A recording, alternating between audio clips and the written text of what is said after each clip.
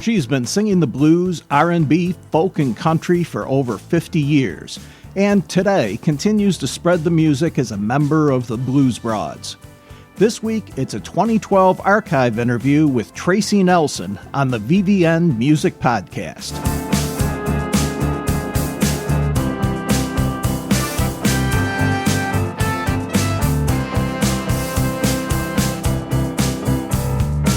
Hi, and welcome to episode 31 of the VVN Music Podcast. I'm Roger Wenk, and our guest today is singer Tracy Nelson in an interview that was originally recorded in July of 2012.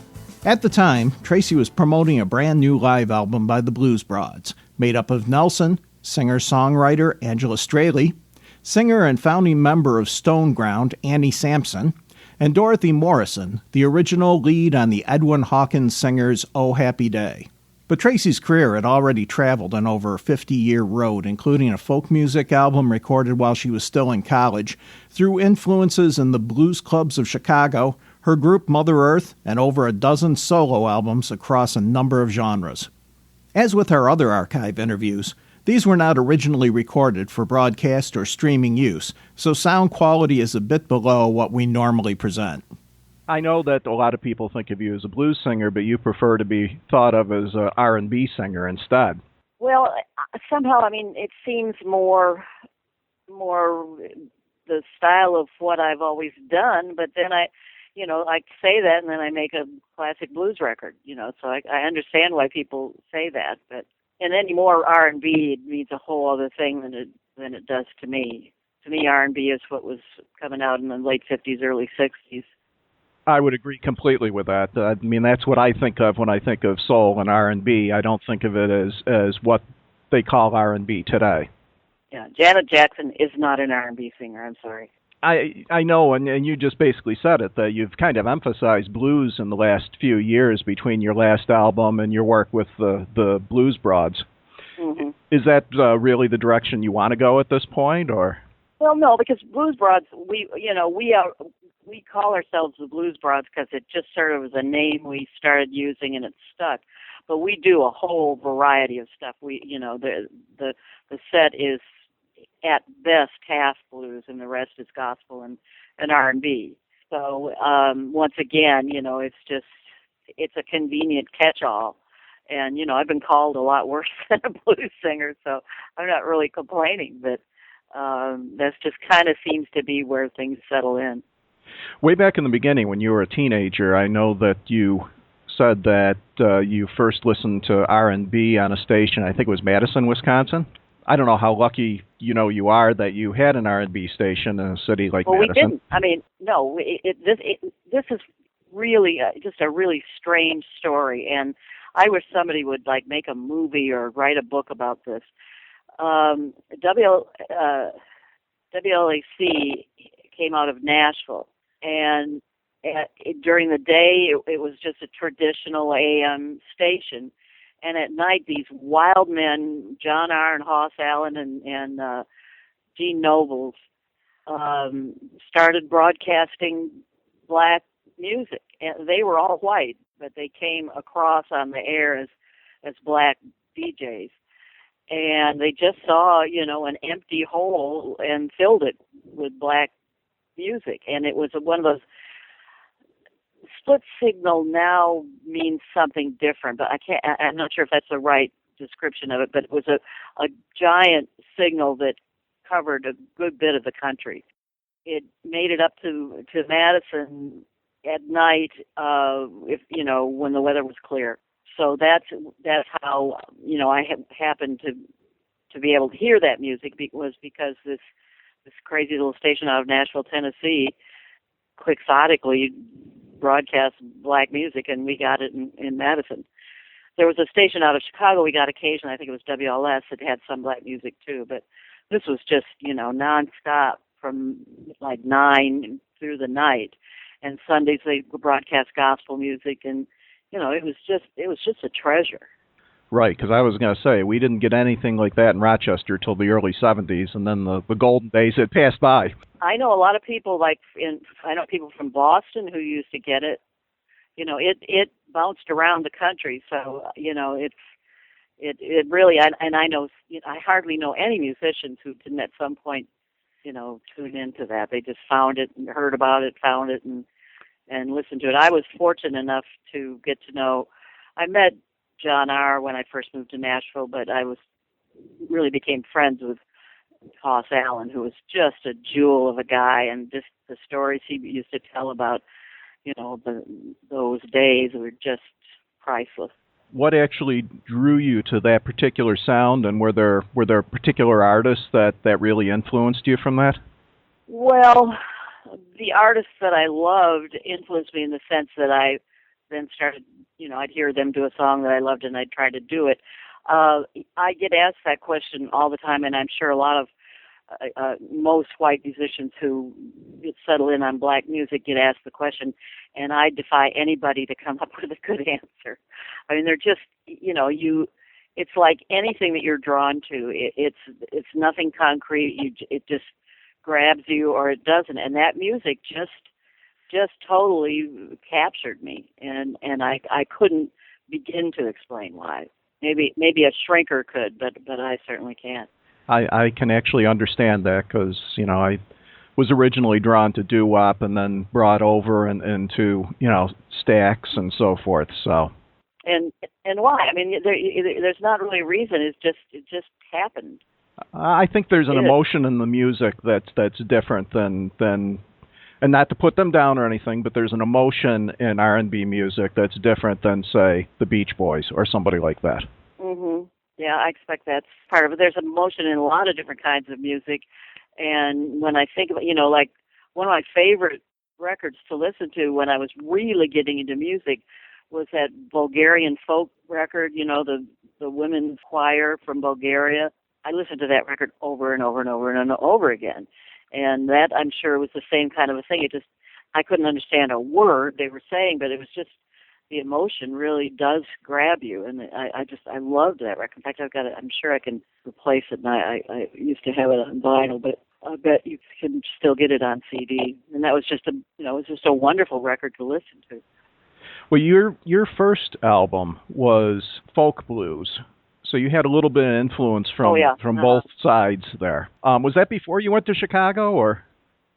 I recorded that record in Chicago, and although I was still in college in Madison, and I came out of the whole folk music thing into like folk blues, and I went. That's a very common trail, and I met Charlie Musselwhite. He played harp on that record, and then I started going down and hanging out in Chicago when Charlie and I were seeing each other. So it was kind of, I never actually lived in Chicago, but I spent most of the time I was supposed to be attending classes in Madison in Chicago. You kind of, I guess through Charlie, fell into the crowd with like Howlin' Wolf and Muddy Waters and so forth. Yeah, I mean, we were able to go hear them in clubs, and Charlie knew, most of those folks, and so I got a chance to meet them, briefly. It's not like we became pals and I sat in with them or anything, but you got to see them. Well, I won't say their heyday, but later in their career in a lot of cases. And their heyday probably came sometime after that. At that time, they were mostly Southside Chicago local bands. And when Bill Graham started putting them on the Fillmore stage, that's when they became really more nationally known. And they had done some of the folk festivals like Newport and things like that. But for the most part, they were just, they each had their local hall that they played in. Muddy was at Pepper's, Wolf was at Silvio's, Buddy Guy and Junior Wells were at Teresa's. Johnny Young was at Roses and Kelly's, which was my favorite place because it was a little tiny little neighborhood barn. Charlie played there most of the time, so that's where we hung. And they were just there every single weekend, and it was just pure, wonderful music. It had to have been amazing to be able to see all those guys. It was, and I left the Midwest soon after that, and then I think Peppers moved uptown. The whole racial thing got a little more heated. And I think that was the time. After that, I don't think it ever was quite the same. And it's something I treasure above almost anything else in my life, that I could, that I got to, do that.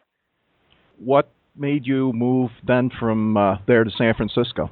My best friend from childhood got busted for selling dope, and I was going to be called as a prosecution witness, because he would go down to Chicago, and I'd ride with him and go see Charlie, and he'd go do stuff, and I'd come back, and they'd been watching him and knew that I made these trips with him and just assumed I could testify against him. So, because I had no intention at that time of trying to become a professional musician, but I'd won a contest and the first prize was a 2-week gig at this club in L.A. So I took him up on the gig and got out of town real fast. Is that the answer you expected? Not really. I'd like to say, I just had a hankering to get into music, and I try to. No, I had to get out of town. But by that time, you had recorded and released the folk blues album. Yeah. Do you have that? Do you have that record? I don't. Well, if you read the liner notes, I state quite unequivocally that I'm in college studying social work, and I have no intention of becoming a professional musician. So be careful what you say. So you went out to San Francisco, and how long after you got there did you form Mother Earth? That's all kind of vague. I went first to L.A. to do this gig, and I stayed there, I think, about a month. And then I went up to San Francisco and began trying to find musicians. It really didn't have a lot of luck. I got together with Ira Kamen and Powell St. John, and we were all looking to do the same thing. Well, Powell, a whole different thing. He's what made us significant in that era, because he was just this amazing poet, and he didn't do blues or R&B at all. He did a few blues songs, but his thing was totally new and different and unique. And we were just wanting to do blues and R&B, and we couldn't find musicians anywhere. And I think when we first put the band together, it had to have been, I would think, close to a year after I got there, maybe a little less. And I tell this story all the time, so you may have heard it, and you can stop me if you have. But we began looking for musicians. We'd find people would say they played blues, but they thought, Jerry Garcia was a blues guitar player. And so we weren't finding people that, even understood what we liked. And this guy who had been acting as our manager and became our manager for a long time, he was the managing editor of the San Francisco Oracle, which was an underground newspaper up there. And he came to us one day and said, "I found a great R&B rhythm section for you."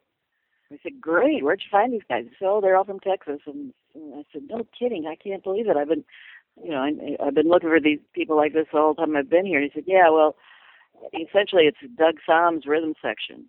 Doug Somm was the Third Douglas Quintet. And I said, "Well, we can't just steal somebody else's rhythm section. What makes you think that, that we can and we can't do that? It's not right." Travis said, "F him, he just ran off with my wife."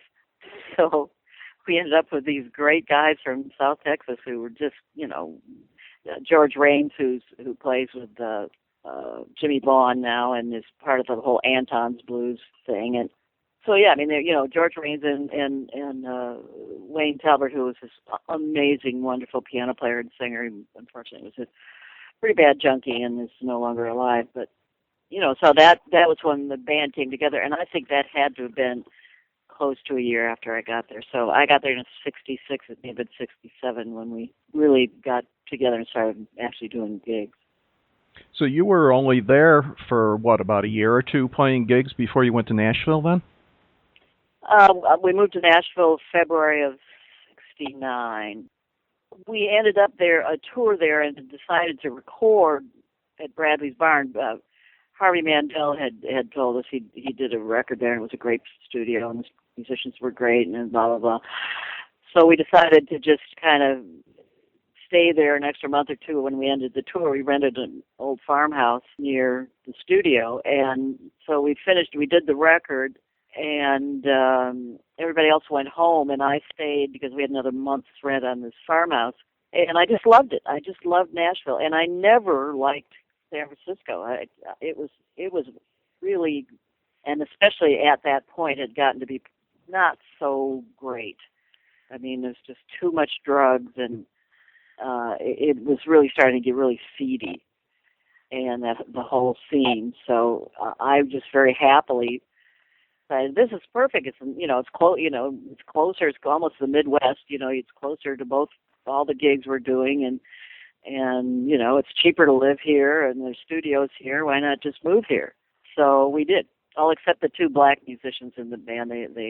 They opted out of moving to Nashville, Tennessee in 1969, and I don't blame them at all. But we missed them, but I can see why they wouldn't want to. A lot of people will say that that Mother Earth kind of ushered in some of country rock. Did that mainly come out of an influence from moving to Nashville, or? Well, I don't think we did usher in country rock. I mean, I don't think country rock became an entity at all until long after that. We probably were the first people that weren't country people to come and play music in Nashville. And that first record we cut there, we did what we call the countryside and the city side. And we took some country tunes, but we didn't do them country particularly. We might have put a steel on it. We might have put some fiddles on it, but essentially it was still the kind of thing that we were doing. And then I did the Stone country record with Pete Drake and Scotty Moore, and that record just never got off the shelves. I mean, there was absolutely no crossover country at that point. So we dabbled in it, but I can't say that we created anything because it never took hold. You did, I think it was 5 albums with Mother Earth, right? Let's see. 6. 6, okay. 4 for Mercury and 2 for Warner Brothers. And then did you decide to go solo, or was it just a general falling out of the group, or? Wait a minute, you may be right. Let me think, because it was 3 from, I don't know. I'm not sure if I'm counting the country record, which wasn't really a Mother Earth record, but country, then we did Satisfied, and then the other 2, that's right, and the other 2. Okay, so you were right, and I was wrong. What prompted the ending of that part of your career? Well, pragmatism. There really wasn't a Mother Earth anymore. At that point, there was not a musician in the band that had been in the original band, except me, I guess Toad, the guitar player. We just had such a turnover of musicians, regularly and there really wasn't. I was Mother Earth anyway. I mean, it was like Tracy Nelson or Mother Earth / Tracy Nelson, the same, and same being. So we just decided that was more convenient. It just wasn't a group anymore. It was musicians backing me. It seemed a little pretentious to call it otherwise. So from there, you went off and did a number of solo albums. And then in the early 80s, you kind of dropped out of recording for a while. What happened during that time? The 80s happened during that time. I mean, there was just nothing out there for me at that time. There just was really no point. The kind of music I wanted to do and the kind of music that was getting out there were just, night and day. So I just kind of laid back, did a couple jingles, still performed. I still went out and performed, but I didn't record. And then in the 90s, you got, I think that's when you started with Rounder, correct? I think I did a couple records in the 80s. I think those Flying Fish records were in the 80s, but maybe they were the end of the 70s. That all time is just a blur to me. Since it's been a lot of time in between. I'm curious, because I think this is just a fantastic trio, how the whole collaboration with Irma Thomas and Marcia Ball came together. It depends on whom you ask. Irma will say it was her idea. Brad Paul at Rounder, I think more correctly claims it as his idea. And we were in New Orleans doing some event, Rounder event, or maybe it was some radio event. And all three of us were on Rounder at the time, and we all were playing at this club. I think it may have been not the Maple Leaf. Maybe it was the Maple Leaf. And at the end of the night, Marcia and I got up with Irma and just sang backup with her and, sang with her. And we just had a ball. And Marcia and I both, came up idolizing Irma. And I think Brad at that moment saw us all together and thought, well, how great would this be? And so that's kind of how it went down. As I said, it's an amazing trio.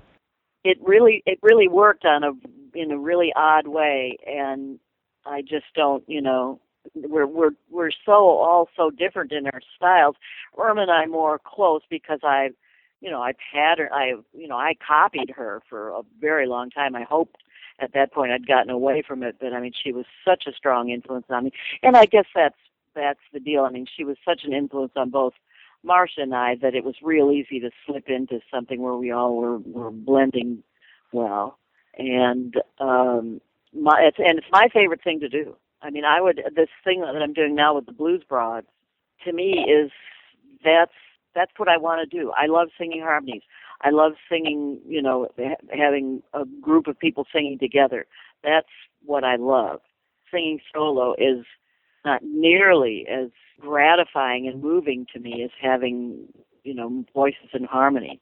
So, that's why it worked for me, but why it worked for other people, I don't know. I'm just glad it did. It's one of those things you would wish that it would have gone on for more than one album, and I guess it was just one tour. Yeah, well, it was kind of an extended tour. That's kind of Rounder's fault. They waited way too long. They just kind of milked this thing and just didn't want to do anything else. And by the time they might have decided that, both Marcia and I had left the label. So makes it harder then. Yeah, it's probably impossible. It really is impossible at that point. As long as we're talking about you with other singers, the Blues Broads, how did that one come about? Well, again, just kind of fell together. Angela Strehli and her husband own this restaurant and concert room in Nicasio, California, and they would do barbecues out there, in the summer. And we started. I played out there a few times, and Angela and I started doing some shows together, and then they started putting together these kind of reviews for their barbecues. Just whoever was around available at the time, throw them all together. We'd all do a little of our own stuff, and we'd do a bunch of stuff together.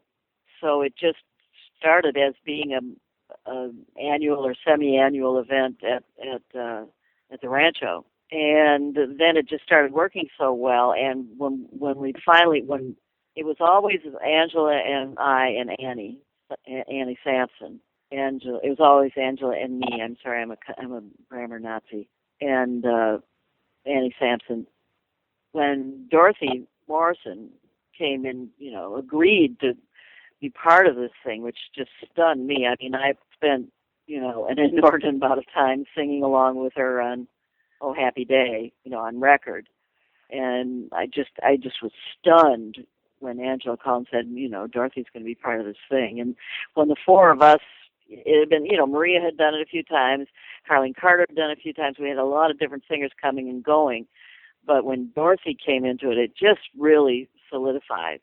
It just kind of grew organically until we got this one good combination of stuff that just was really working for us. And then Bob Brown, Angela's husband, really got behind it, just pushed it, just said, look, we got it. He managed Huey Lewis, and he had, he has a sense of what works. And, we just pushed it along to where now we've got a record coming out, and we'll hopefully tour nationally. We've done a lot of touring on the West Coast.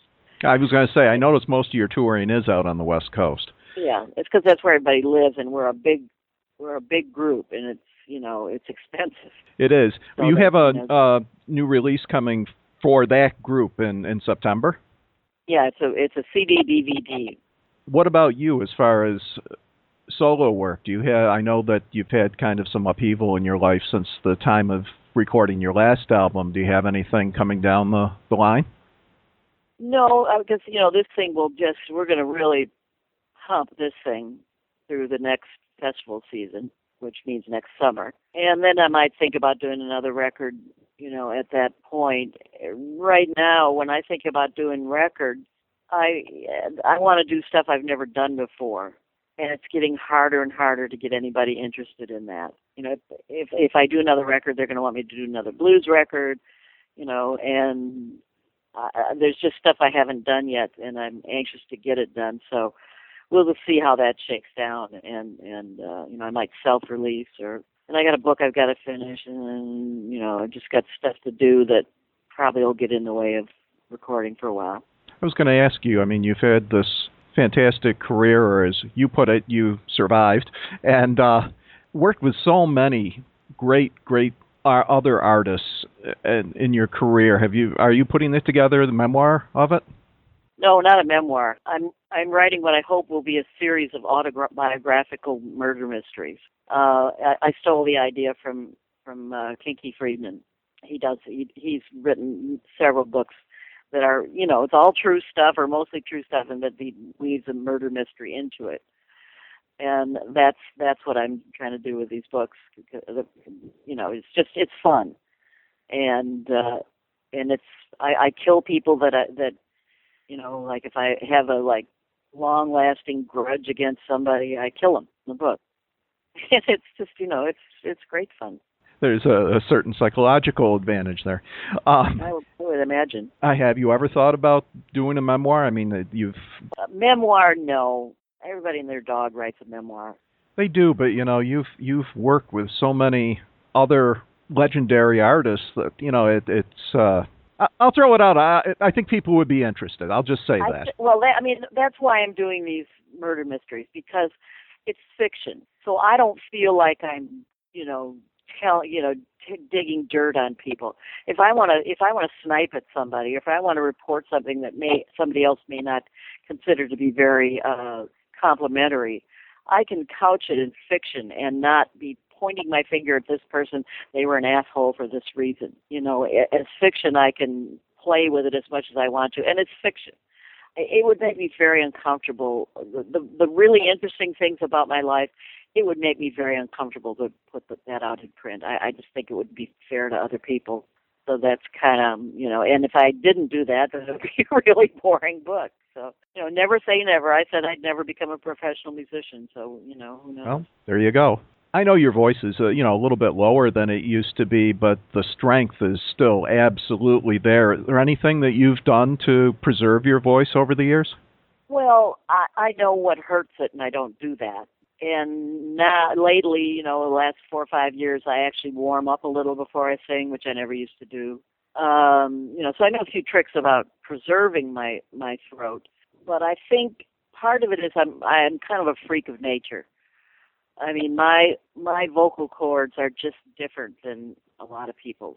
So the more I've used them, the stronger they've gotten. And I've never been a huge, big touring star where I had to, kill myself on the road day after day after day after day. So I've been able to not abuse my throat. And I'm basically lazy.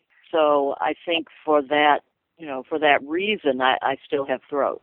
I've had the honor to talk to a couple other people who have been able to preserve the. One of them was Mel Carter, and he sounds as strong today as he did back in the '60s, also. And it's interesting that some people he goes through all sorts of vocal exercises and so forth to do that, and then there's others like you who just instinctively know how to do it.